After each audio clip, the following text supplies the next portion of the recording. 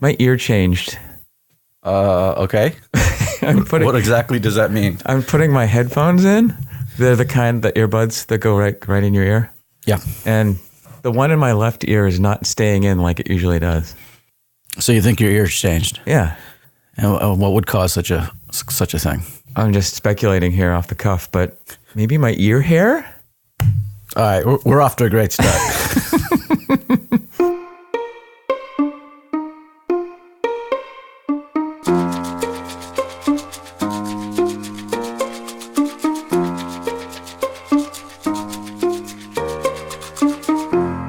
Hey, I had a follow-up question for you. A follow-up, okay? Yes. If you stretch out both of your arms right now, yeah. Okay, and then you put your palms up forward. Palms up forward? I'm sorry. Palms facing straight up. Palms facing straight up, yes. Yeah. Is there anything attached to your wrist? Is there anything attached to my... Yes, there is. Is your Fitbit on? Yes, you know that. Well, why? We hadn't talked about it in a while. Didn't know if you had abandoned that or whether you're still going strong. That was my question. Oh, why am I stretching my arms out? You could have just asked me if I had a Fitbit on. I thought it was a little more dramatic that way. It's kind of a progressive reveal, right? You're trying to secretly make me exercise here and do yoga. I got you another 10 calories right there, man. Come on. So yeah, the Fitbit's still on, eh? Yeah, well, it's my watch now, so. Oh, okay. Yeah, how's that going for you? Are you still tracking the data? You still like all into the, have you leveled out in terms of your expenditures per day? It's still collecting while I'm not looking at it. So I haven't achieved any goals that are outside of the ordinary. I basically just do my regular number of steps per day. And the one thing that it does that's good is that it will nudge you if you're sitting down too long to get up and walk around, which is good if you're working in an office to get a reminder to get up out of your desk and walk around for a little bit. So it does that every hour. So that's a good motivator.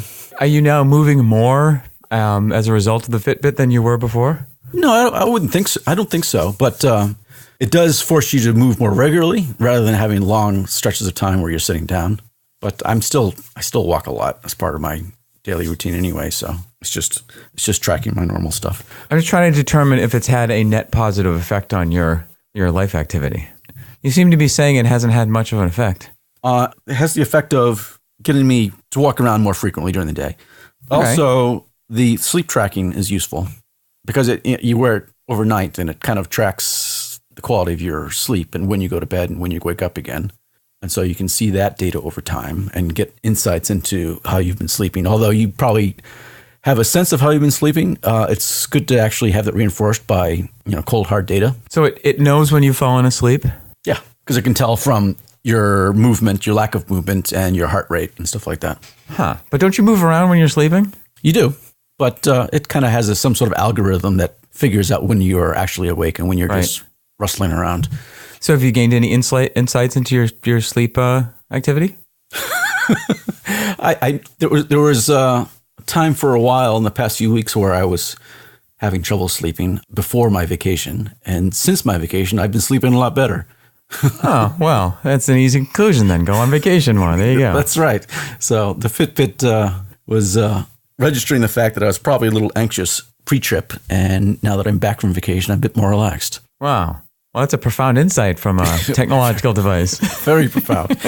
Maybe now that the summer is upon us, I'll be getting outside more and doing more outside activity. And maybe I'll gain more insight that way. I don't know. There you go. But I'm not some go-getter out there doing 10Ks every weekend, as you know. Right. That's too bad. Yeah. But it is good to just be kind of subtly aware of what you're doing, and having something that reminds you of that I can see a benefit there. Right. So you're sticking with the Fitbit. Yeah. It's good to have a way to measure things so that it can help you self-reflect on what goals you need to set for yourself, if you need to set any goals. If you're a goal-setting kind of person. That's right. Are you a goal-setting kind of person, Tom? I've become more goal-setting, yeah. What's your longest-term goal that you currently have active on the list? Keep living. There you go. It's not really a goal. It should be. Goals are like in addition to what you're minimally required. Like it can't, like eating breakfast can't be a goal. It's like you got to do that anyway. Goals are like extras, right? Above and beyond the minimum. Yeah. Do you use any kind of to-do list tracker app for planning and organizing things? Yeah, I do. I've started doing a lot more of that since I started listening to Cortex, which is the personal productivity podcast that CGP Grey and Mike Hurley do. Right. They converted me to using OmniFocus for kind of daily task management. OmniFocus. Yeah. I've started using Todoist, which is like an ultra simple to-do app. I think they've actually recently moved to that, using that app. Oh, really? Yeah. Huh. They're following my lead then. Sure. Yeah. I chose Todoist because I spent a little time looking at the options, and knowing that I would spend most of my time just into the productivity tool itself and not actually using it, I wanted to get one that was like bare bones and minimalist as possible. Just with, can I list something? Is it done? And sort of first level categorization of what the project is. But beyond that, like I know my personal tendency would be to over engineer the system. And so as opposed to actually using it. So that's why I went with Todoist. Yeah. The thing about OmniFocus that I like is the ability to defer tasks. So I can jot down something that pops into my head. Oh, I need to do this, but I don't need to do it today. I can capture that data, put it in there, and then defer it to a later date so I don't see it anymore until that date comes up. That's I think is the main benefit of that software for me anyway. Because I can do the brain dump that those kinds of systems want you to do, but I don't have to keep looking at it every day. I can just see the stuff that I need to do that day, which is the focus part of OmniFocus. It's the getting things done system. Right. You could achieve a similar effect just by setting a due date for things and then having them be ordered by due date, right? Yeah, I like just not to see it at all. I don't want to see it until I actually have to think about it. Right. I also converted into using the inbox zero method for managing email as well. I have about 3,000 emails in my current inbox. No, let's see, 1,897. Yeah, as of the moment. So yeah, I just do not delete things. Yeah, I've switched my work email to inbox zero, so I try to have the inbox completely empty by the end of the day every day. Yeah, I don't like that because I get a lot of like informational stuff that I might have to refer back to. Well, then you just file it away. You just have subfolders, and if there's something you need to refer to later, you just file it away. Okay, to me though, that's extra work. I would rather just have it all be like I don't know that it's undetermined whether I'm going to need it, and most of the time I'm not going to need it. But on the occasions that I do, I'm definitely going to need it. So if you just keep it in the inbox that's searchable, then you're done. It just goes in there, and I'm okay with having a big old inbox. The fact that I've read it, evaluated it, and said, you know what, that's all right to stay in the inbox doesn't really bother me. Okay. Well, I mean, everyone works differently. Yeah. I found it's improved my way of handling email to just delete everything that I don't need to keep immediately after I've read it, and just keep the things I need to actively work on, and then clear it out by the end of the day. But your mileage may vary. Every person has a different system that probably works best for them, but it's good to experiment and try different methods. I found anyway. And so I've adopted a few new methods I learned about on Cortex. So I'd recommend that podcast for people interested in personal productivity. Cortex indeed. I certainly wouldn't be doing this podcast if it wasn't for starting to listen to that podcast. Really? Yeah. They do a good job of being an inspiration to the listener to work on side projects, because basically their whole careers have developed out of doing creative side projects to the point where they've been able to quit their regular day jobs and pursue their interests full time on the side. Which is something you would like to do. I think most people would like to do that, wouldn't they? Yeah, I guess. I don't know. Do you enjoy, I mean, you're a software developer. Would you be doing that anyway if they weren't paying you? If they weren't paying me? Probably not as much as I am doing. I mean, part of the reason why I do that particular focus is that it's a marketable skill. It is. It's a good way to make money. Do you work on software projects on the side that are just for your own personal pleasure?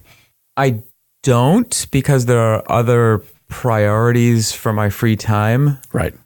However, if I had a much larger volume of free time, I probably would. The things occur to me like, oh, that would be fun to play around with. And then I just don't do it because it's not a priority.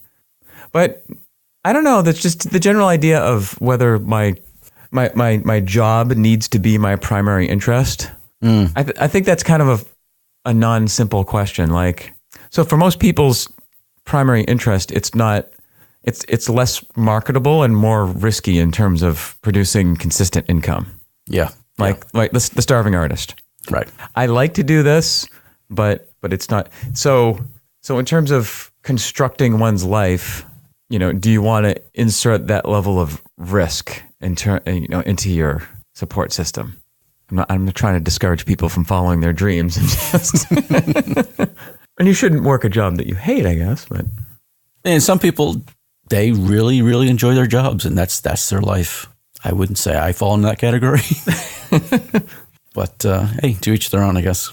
But getting back to Cortex, I mean, they've encouraged me to make a conscious effort to set aside time during the week to work on creative side projects. And that basically is the weekends in the mornings where I, as of late, have been working on this podcast, doing either recording with you or doing all this behind the scenes stuff and the editing. And that's been rewarding. It's been a benefit to my mental health. Well, you have more pet in your life, so you're clearly... Well, there are drawbacks too. Yeah, that's true. No, the most beneficial time management things that I've learned in the past in terms of doing creative projects is just being more proactive about your time management. This basic idea that if you don't proactively carve out your near future time, then nature abhors a vacuum, right? And so activity will fill it. Yeah. So this metaphor of you schedule the big rocks first, and then you put the big priorities, the things that are most important to you, all other things being equal, you schedule those first. And so you say, okay, great. Now I know that I have this amount of time dedicated to this priority thing.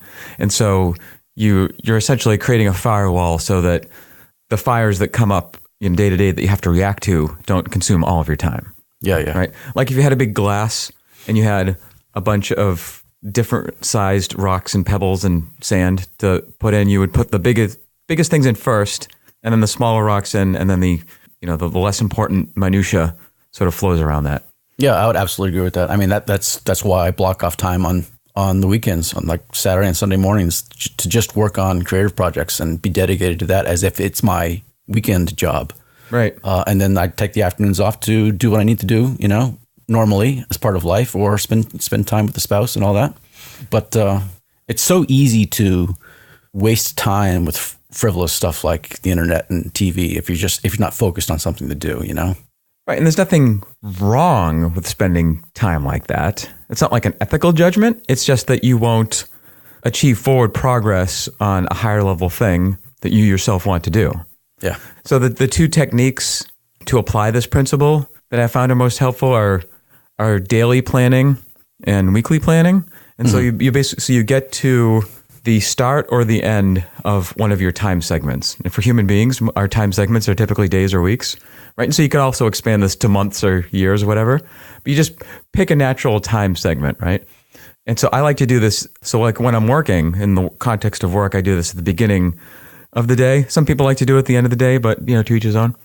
And you say, okay, I'm taking 5 minutes just to do daily planning. I have a block of time ahead of me. What is the priority thing to accomplish today before all the demands for my attention start coming in, right? Before you even check your email, just sit there for 5 minutes with a piece of paper or your phone or whatever and say, what blocks of time do I want to dedicate to? You schedule those. You say, okay, I'm going to dedicate a chunk of time. And so different time chunking methods like Pomodoro, whatever floats your boat, can be applied to this. Yeah. You say, okay, I want to do one chunk on XYZ, and that's going to be the priority for today, and you just schedule it ahead of time, and so that then the distractions come up, but they have to compete now with the priority that you yourself have set, and then you can do the same thing at a weekly level. You say, okay, by the end of this week, what do I want to have accomplished? Okay, XYZ. Therefore, I'm going to proactively schedule it into my time. Yeah, I agree with that. I've been doing that a lot more lately in the last few years, and I think I've improved my productivity. I mean, that's why I like, Inbox Zero and the deferred tasks and OmniFocus is that, when I clear out all those lists at the end of the day, when I get back in the next day, I have a new bunch of things to look at because there's now new emails in my inbox. There's new tasks that had been deferred that show up at midnight in my task list. And so I can review those in the morning and figure out which things I need to work on today and which things I need to be deferred again. My personal style is I sort of bristle at that notion that this task system is telling me what to do. I like having a place. I like the brain dump capacity of it. Yeah. Where something occurs to me, I don't have to do it right then, but I want to record it for future posterity in some kind of a project tagged way. So that if like, oh, I'm planning for vacation, what are all the tasks related to that, as opposed to paying bills, as opposed to mowing the lawn or whatever it is. I like that. I don't like a system telling me what to do though.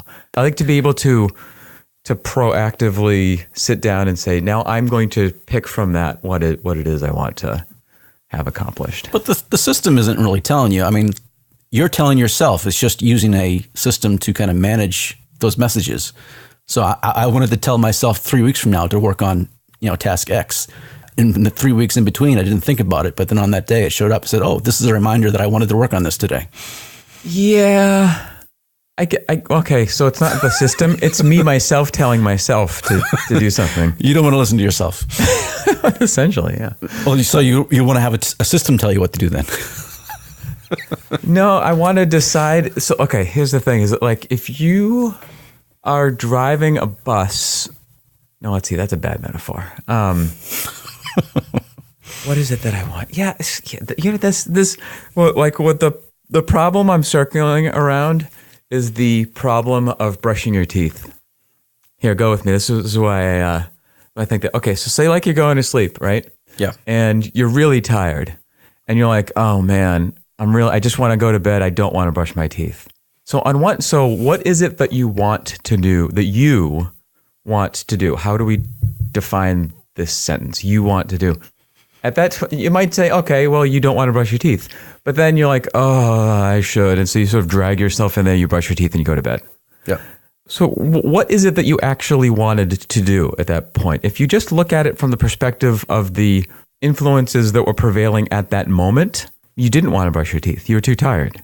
But if you take yourself out of the influences that were prevailing at that moment, that the fatigue signal that was coming to your brain, and you just dispassionately, objectively look at your life, you say, no, I, Tom, a full sound mind and body, want to brush my teeth at the end of every night, including this one. I don't want to be like if you were floating above your own body as a disembodied spirit and directing yourself without having to deal with the influences, you would direct yourself to go brush your teeth, right? Mm-hmm.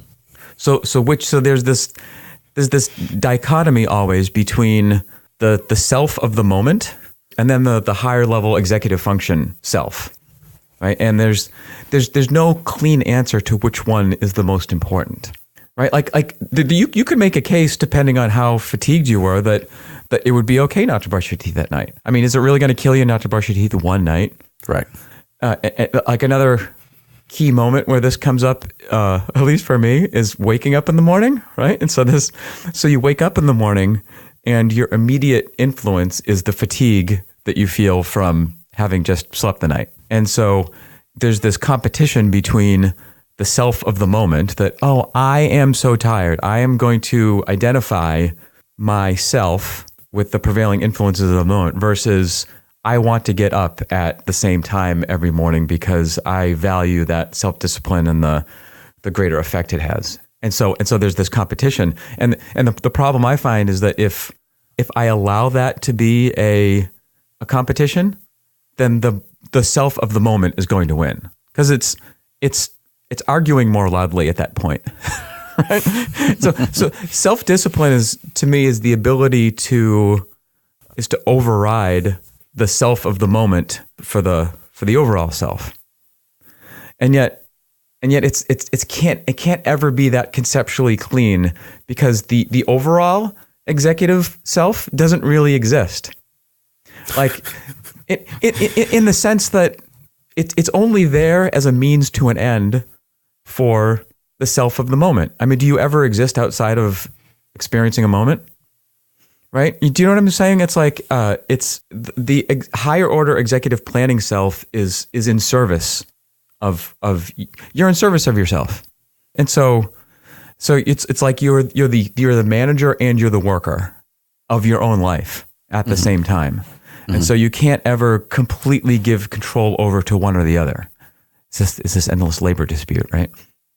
So yeah, where was I going with that? So we were talking about productivity and and so I bristle at the end of the day of wanting to cede control completely to the manager self, because the worker self, while on some respects can be unduly influenced by the influences of the moment, it is also more privy to the new information that's coming in.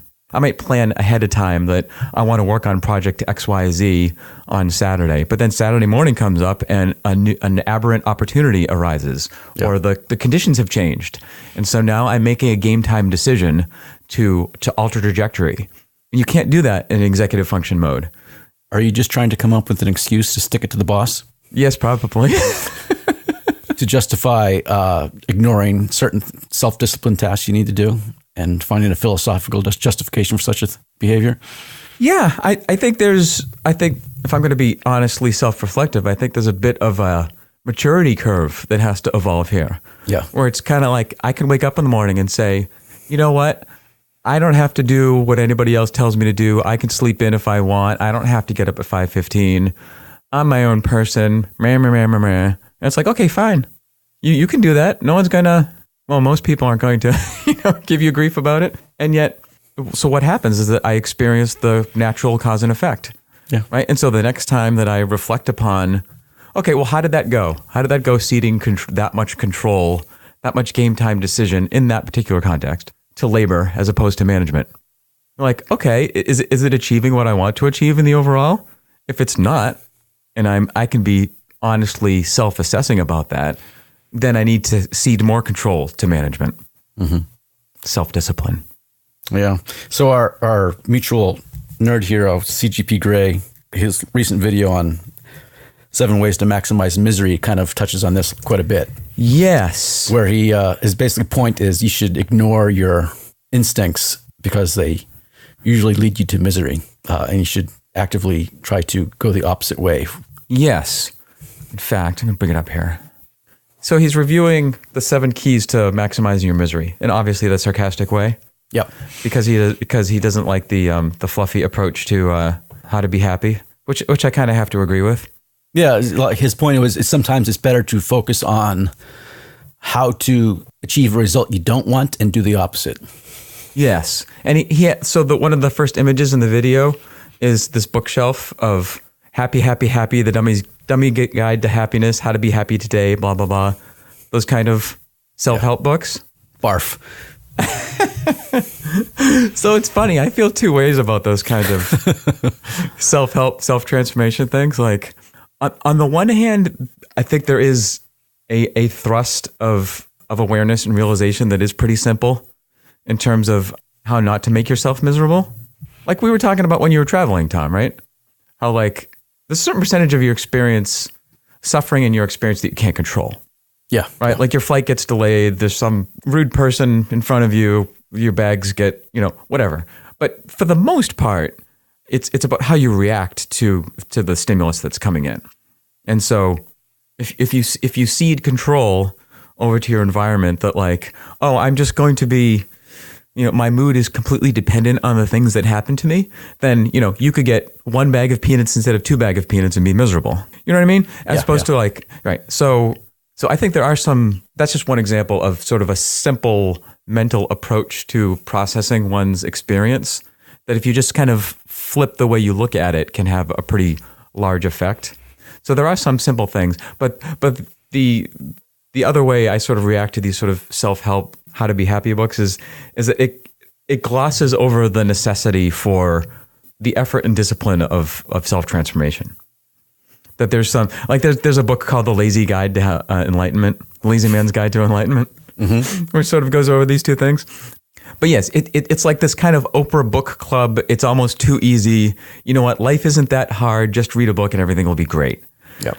And also with this kind of injected sense of somebody who's selling something. I mean, it's not typically a nonprofit, pamphlet that you're reading this from. It's from someone's, key to life and happiness, right? Yeah, I think using the method of doing the opposite of these things I like it because it requires a bit of self-reflection to think about. You're not just doing these steps in order to achieve the result. You're looking at the steps that you're doing and coming up with your own way to achieve a goal rather than following a certain number of steps that are prescribed by some guru. Because every person is different, and it requires some self-reflection to realize what you need to do, what you need to change to achieve a goal, rather than just following a set pattern of things. So it's funny. I looked at the Reddit on CGP Grey. Yeah. Reactions to this. There have been two basic reactions. One is, I do all of these things and I'm not miserable. What's the problem? Like, your advice is bad. And then the other half were like, wow, this was an amazing wake up call. Thank you for this. Yeah, I think it depends on the person. You could be happy doing all those things. Probably, you might be happier for a short amount of time. Yep. I think in the long run, I think his advice is pretty good to do the opposites of all these things. Oh, and then he talks about smart goals. Do you like SMART goals? Specific, measurable, actionable, that kind of thing?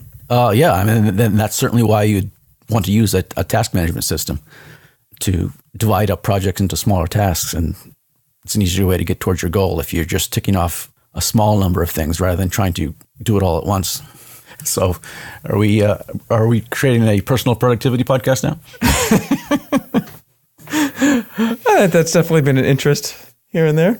It was never really an interest for me until I heard other people talk about it being an interest, and it's like, oh, I guess that is interesting to think about. The main benefit I've gained from task management is just really the brain dump, getting things out of your brain and recorded somewhere, because as you get older, your memory starts to go. And I just can't keep all the things in my head anymore. So I need to dump it out as soon as it comes into my front of my mind, and then it's recorded somewhere. So I don't have to remember it, nor do I have to have the stress of remembering it.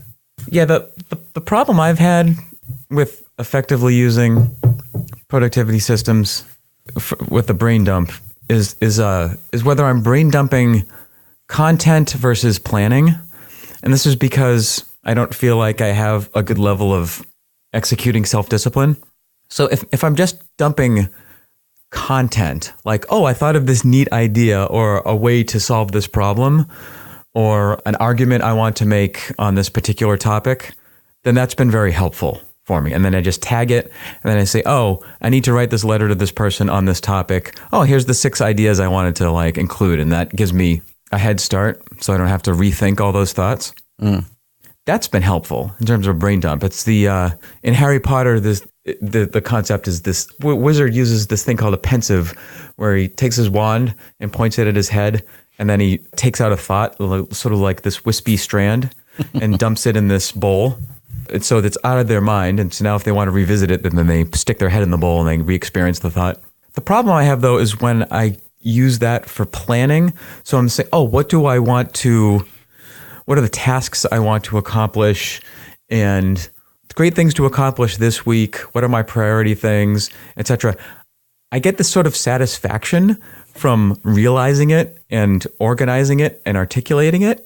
And I get this sort of false sense of accomplishment because planning doesn't actually accomplish anything. Yeah, but it helps you get to your goal, though.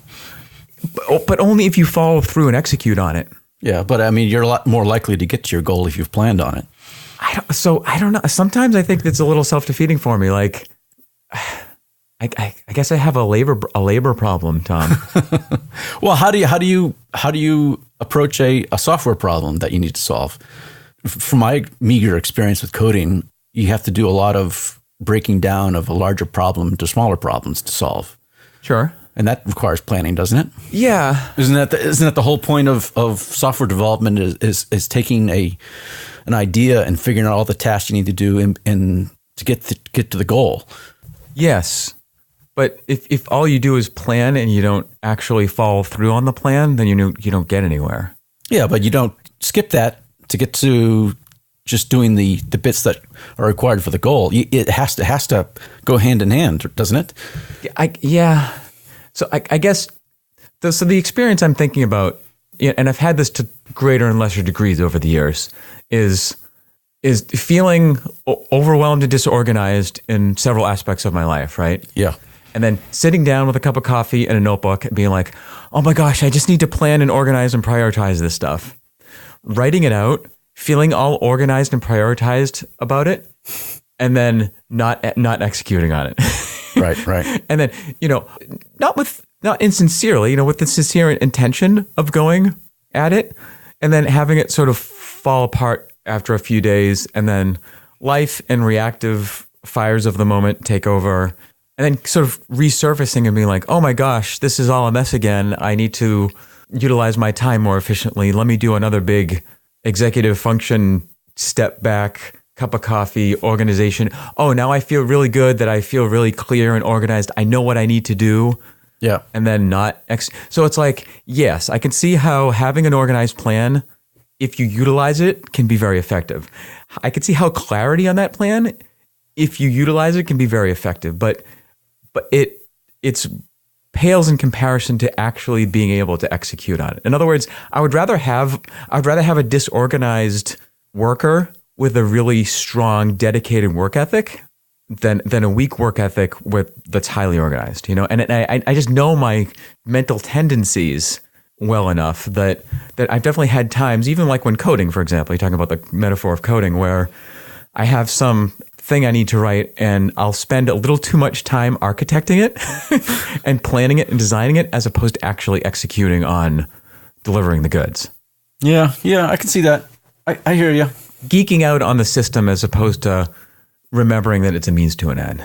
So I guess you're probably overdoing it on the planning side and not dedicating the energy cycles you need to actually completing the steps in order. Yes, and so to the point at the moment where if I feel the urge to sort of organize and make kind of a proactive priority plan, I resist doing it because I've been down that road so many times. And I know that like I need to get my labor matured more effectively. So I don't know. Yeah, it's a back and forth. Yeah. You just like to float free on the air, don't you? Just I guess go where the breeze takes you. I need to control that tendency. It's too, tangent happy. Yep. Right? Talk about tangents, Tom. It's that tendency. It's that tendency to not want to resist that thought. It reminds me, so when I first started meditating 20 years ago, you sit down, I start with a thought, and so goal is to sort of just stay with that feeling, but different thoughts come up. Sometimes random distracting thoughts, but sometimes really useful, insightful thoughts. Mm-hmm. And so one initial problem I had was, I'd be meditating, get kind of calm, and then some sort of creative insight would occur to me. And so it would make me want to stop meditating and open my eyes, and like I would literally stop meditating, open my eyes, and write down the creative insight in a notebook. Right? Like, oh my gosh, I just realized this. I can't lose this awesome thought, right?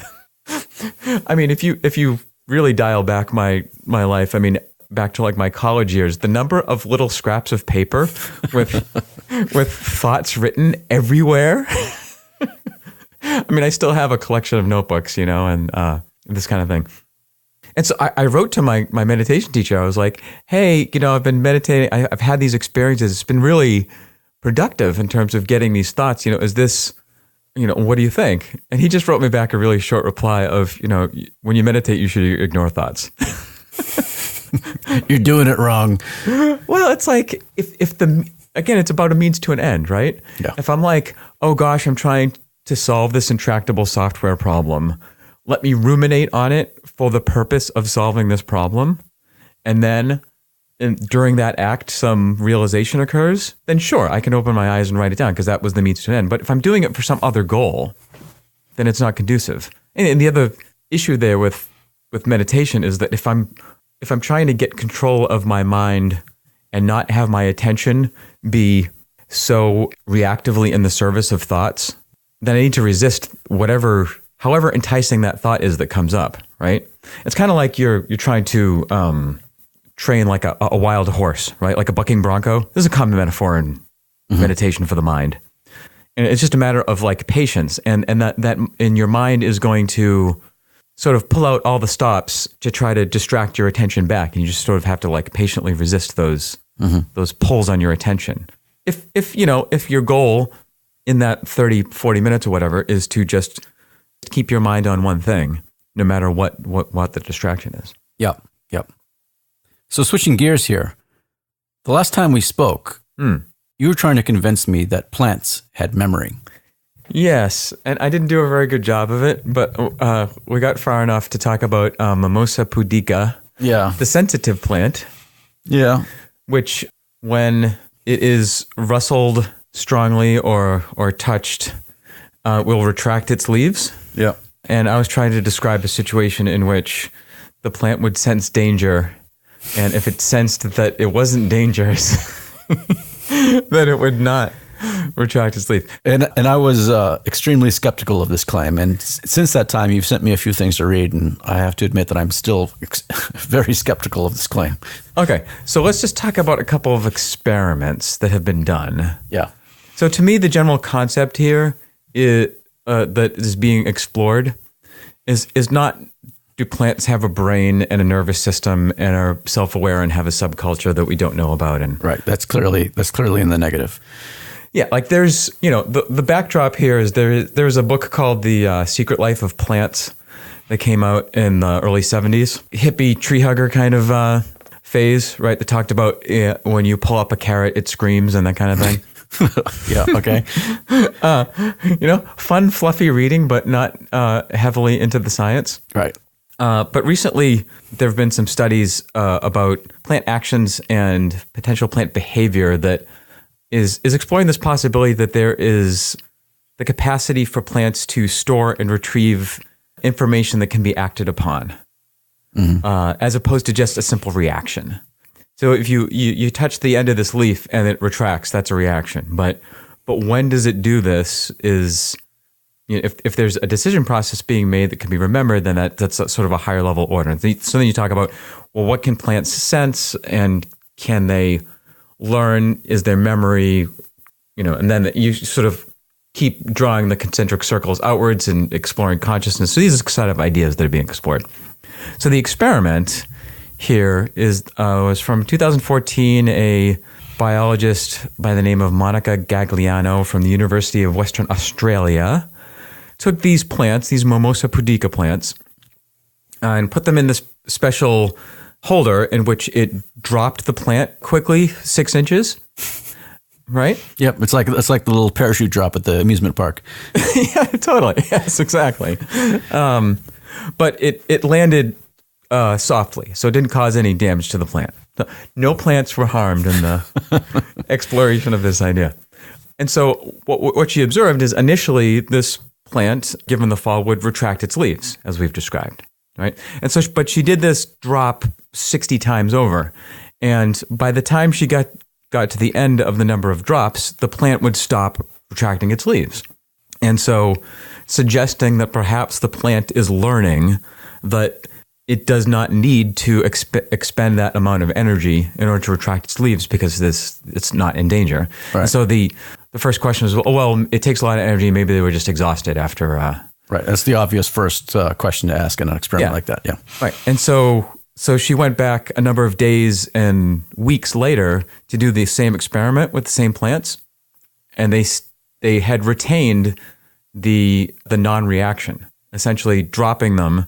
And the plants that had been previously dropped and had stopped retracting the leaves were now no longer retracting them. But they still retracted in reaction to other stimulus normally. Right.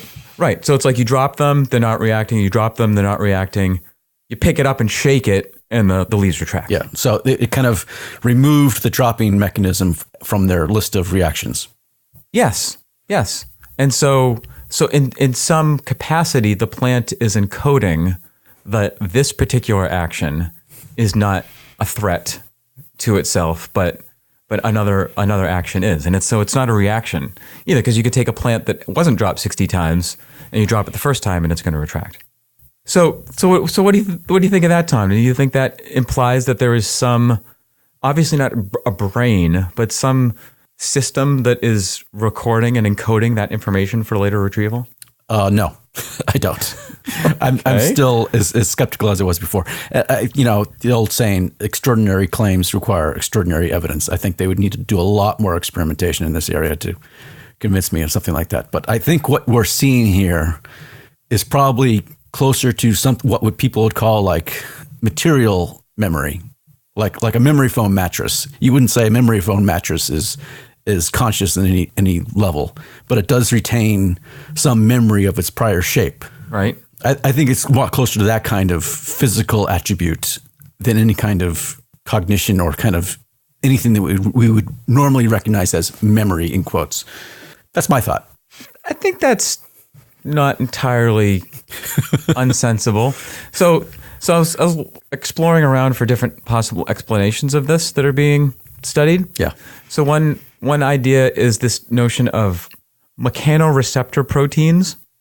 There's this kind of protein that's found in plant cells. So a plant does not have neurons like we have in our brain, right?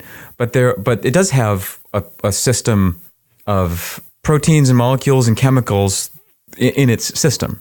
It's kind of like so your computer is ultimately encoding its information at a binary level on the chip, right? Is charges of electricity of different voltages. So when we talk about binary being the base level encoding of computer languages and stuff, ones and zeros, right?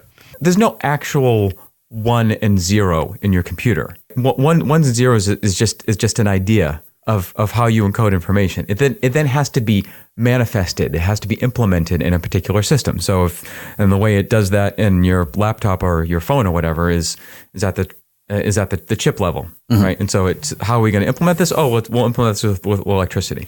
How are we going to encode information in the brain? Oh, we'll use neurons. How are we going to encode information in a plant? Well, maybe we don't have neurons available, so maybe we'll use the system of mechanoreceptor proteins. Right? It's like if you had to write a message that somebody else would pick up, and the only language you had was these proteins, could you use them in order to describe something? So it's maybe when this plant is being dropped, it can't encode this information in neurons, but it could imprint that message of when this particular action occurs, there is not a need in order to follow on with this reaction, right? And so it writes a pathway that says short circuit the automatic reaction of pulling my leaves in when this particular mechanical motion pattern is detected. And so how could a plant possibly detect that? And so this idea of mechanoreceptor proteins, where you have different proteins that could pick up on different motions. And that would be kind of what I was talking about. That would be a way to implement a kind of material memory. Yeah. So we're basically talking about I suppose you could call it like a mechanical chemical mechanism for information storage retrieval. Yeah, I think using the word memory there adds connotations that are not required to explain the phenomena. Right. I like using memory there, not because, so the sort of like visceral reaction that this is kind of bumping up against is thinking of consciousness as a spectrum of manifestation, as opposed to you're either a human or you're a rock. Right? You're either fully self-conscious human being with all the experiences that we have in culture and all that, or you're not conscious.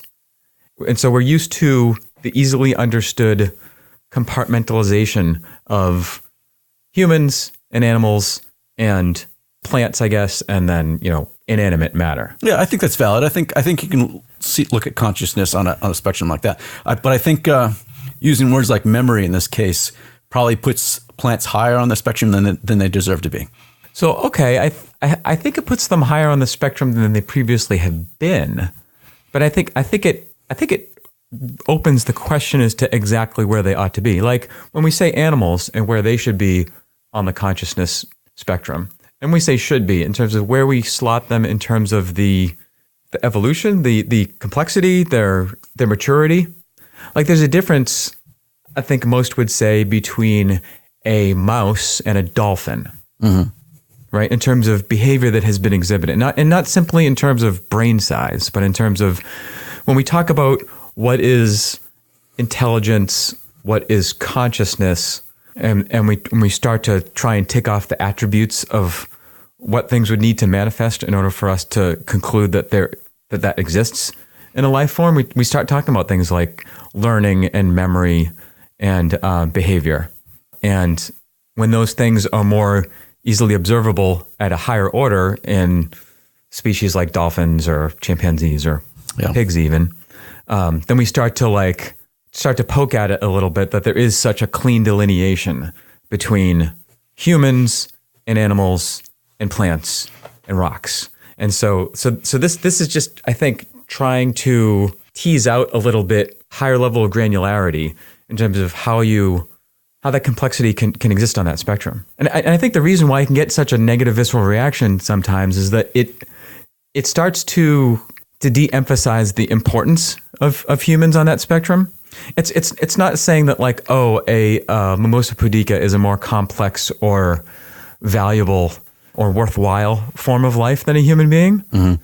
But if you put it on a same gradual spectrum of life as us, as opposed to just like putting humans on a pedestal that is completely separate, that there's something like uber special, that gets into non-scientific visceral reactions about who we are as human beings and what consciousness is. Oh, these kinds of questions that we haven't really found answers to, right? Yeah. I'm still real skeptical. I think you have to be very careful evaluating things on this spectrum, especially we're being at the top of the spectrum and being a species that is evolutionarily optimized for pattern recognition. Yes. To the extent that we see patterns everywhere, especially where they don't actually exist. You have to be very careful of the clever hands effect, the observer expectancy effect. Yes. Where you assign motivations and reasons to behaviors that you observe based on your own experience rather than the actual experience of what you're observing. Oh, definitely. The mind is wonderful for pattern recognition. Pattern recognition is very valuable and beneficial in terms of like creating candidate theories to evaluate. Yeah. But then, yes, those theories ought to be rigorously evaluated. I mean, you see this all the time where you see videos on the internet of some pet doing some really cute and clever thing that is just some random behavior that to a human looks like they have some sort of meaning to it, but it's just some arbitrary behavior that's just pattern matches to something that you recognize in your human experience. Yes. I mean, I thought the experiment as described was fairly rigorous, but if you wanted to conclude something, you would this plant drop experiment. Yeah. You would want to repeat that. Yeah, and so thinking back to that experiment, from what I read about what you sent me, it seems that this effect does not last longer than a month. Is that right? This supposed memory. Well, at least for the experiment she did, she didn't go past 28 days. Yeah, so whatever behavior is going on there, I think it's definitely a physical attribute to the plant itself, the way it's structured, and that can have an evolutionary benefit, but I don't think it's anywhere close to ever being described as conscious or actual memory. Right. Although any memory you have that's physically manifested. Yes. Mm-hmm. Is it possible that the only difference there is that you still have the physical imprinting of a memory? Although that's another funny thing, and I'm speak totally out of ignorance because I'm not up on modern research into how humans encode memory. But this idea that a memory is that we're like a computer hard drive, right? That when I'm thinking about what I did last night, that there is some physical place in my brain that file is stored that I am then retrieving. My understanding is that the recent research is suggesting that's not how memory works. Yeah. I think that's correct. Or therefore, where does that memory exist? If you can't physically locate it and yet I can retrieve it, how does that all go down? Well, you can retrieve it most of the times, but a lot of memories are lost forever. or they come back when they're retrieved and they're inaccurate. True. It's only, when other people tell us that, yes, your memory is accurate, that we actually know that it's accurate. It seems accurate to us, but it might not be. Yes, this idea that all memory is reconstructed. I remember reading about an experiment where you can slowly suggest to somebody that something occurred, and then they'll eventually tell you about their memory and with level of detail that is completely fictitious. Yeah. Like if, do you remember the grandma was at this family reunion? And then, oh yeah, I remember you had this conversation with her, and then, to plant that seed. Yeah. There's a lot of research there in terms of witness testimony for trials and such. Oh yeah. You're trying to get people to describe accurately what happened. So I think it's pretty hard to make conclusions about plant memory when we don't even understand how the basic level of human memory works out. And the physical systems involved are completely different as well. So, I mean, to call them both memory, too, is very charitable, I think. It's just, we're conflating two completely different physical systems into the same category because we're imagining they might have the same causes or effects when I think they're completely different. Yeah. I don't know. What do I know? I'm skeptical of almost everything, so. Yeah. I get a sense for that, Mr. Skeptic. So it's a worthy area for more research, but one experiment by one scientist examining plant behavior for one particular plant it needs a lot more. Yes, I think that's true.